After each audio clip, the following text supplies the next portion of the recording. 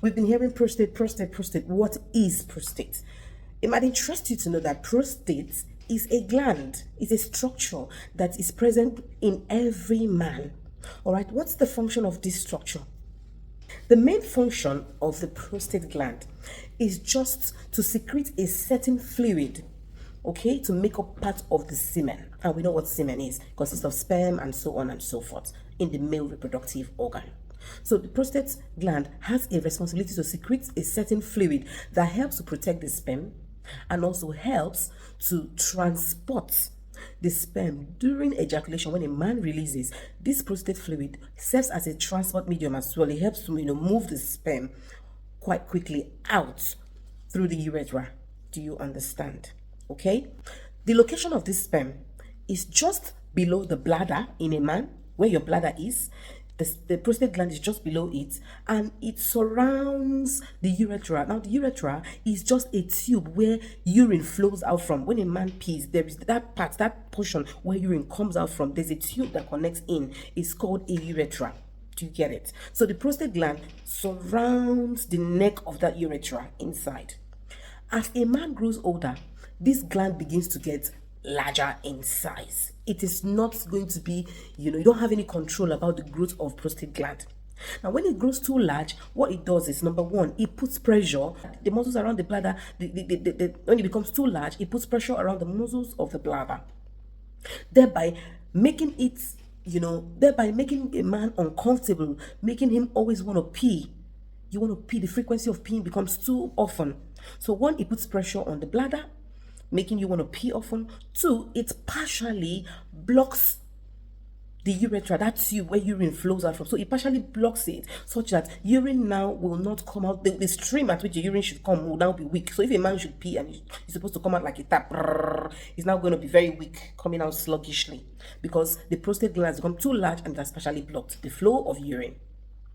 Sometimes it becomes excessively large that it completely obstructs urine outflow, and a man cannot even pee. He gets pain when he wants to urinate, because certain times there's irritation around the bladder and the muscles become irritated, and then pain and everything begins to happen to that man.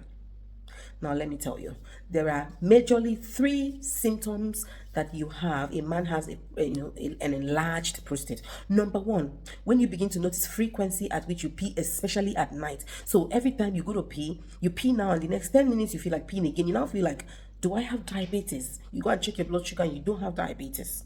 That is one of the signs that your prostate has become enlarged. Number 2, a weak stream of urine.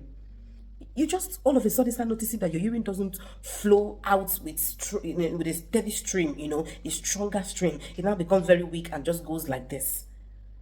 That is one of the symptoms that you might have a prostate enlargement. Number 3, you notice difficulty with urination. You have to strain, and it's very painful when you're about to urinate. That might be one of the symptoms. Another one is, inability to empty all your bladder at once. So you go to pee as if you have not finished peeing. You stay there, then the last trickle comes out. Before you walk back to your seat or to the bed, you feel like peeing again, you go back. So it is one of the signs. Now, what is the management of enlarged prostate?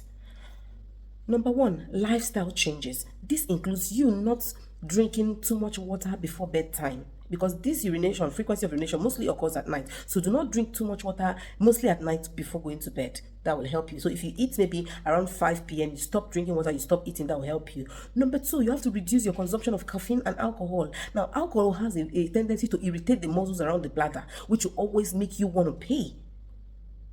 So that's it.